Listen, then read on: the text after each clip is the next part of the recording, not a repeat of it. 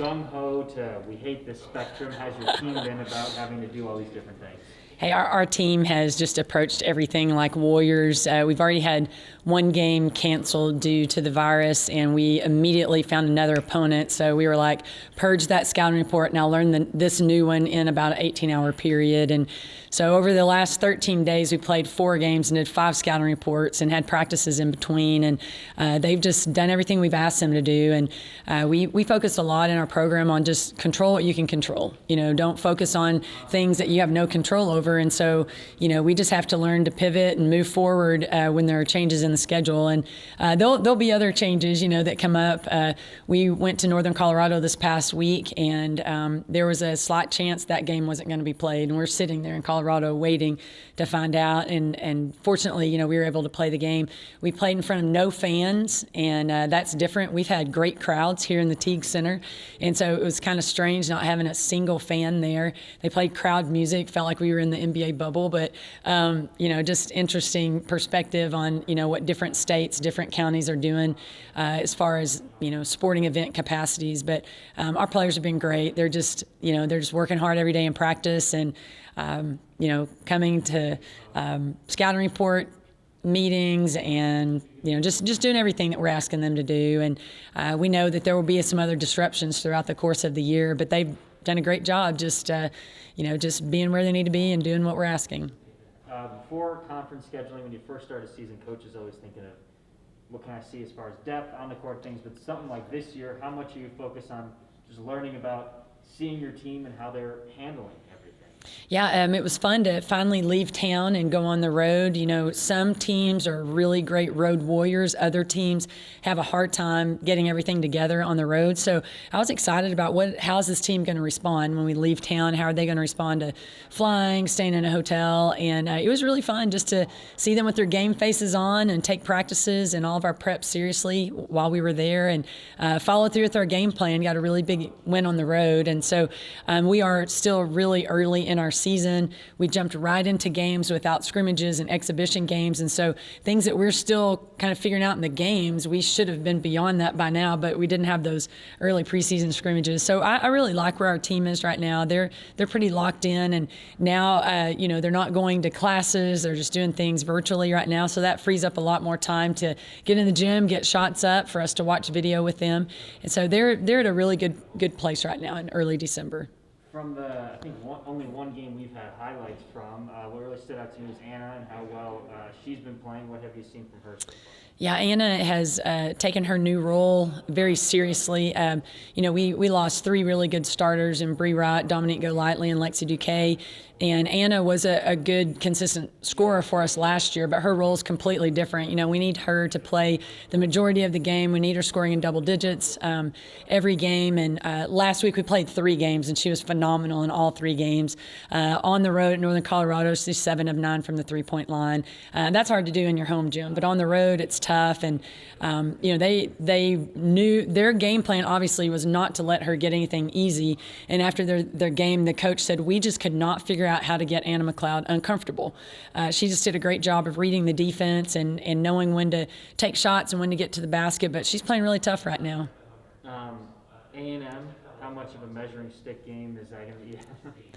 Yeah, we watched Texas A&M beat Texas at Texas on TV, and man, they're good. They're really good. I would think when the next poll comes out this week, they'll be in the top 10.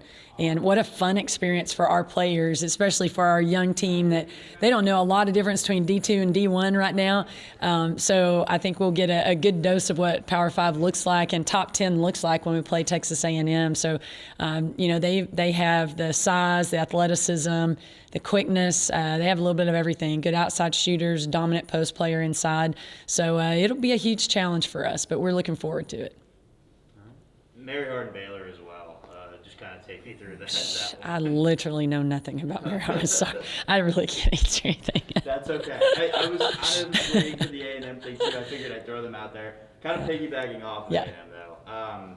You mentioned the measuring stick for your girls. Just for them to get that early experience, how does that help you too?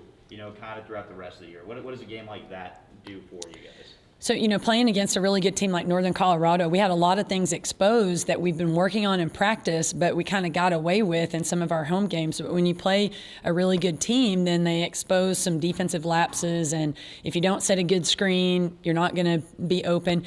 And so when you play someone like Texas A&M, who's bigger in every position, they're faster in every position, our attention to detail has to be at an all-time high, or they'll expose us being sloppy with the ball or not being exactly where we need to be defensively.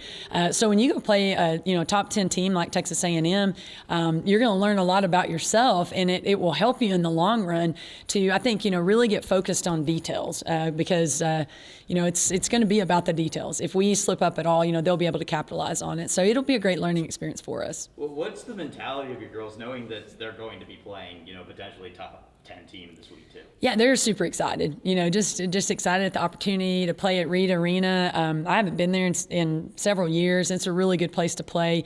I have a lot of respect for Coach Blair and for his whole staff, for Coach Sharkey and Amy and for Kelly. They do an awesome job, and we'll learn a lot just going through our prep to prepare our players to play Texas A&M, just learning about, how they're running their offense and their defense. So it's a great opportunity for our entire program. A lot of these are piggyback questions off Noah. Another one just being, you mentioned the fact of the losses of the players you had from last year to this season. From what you've seen so far, what have you seen that you like, and what are some things that maybe you would like to see change a little bit?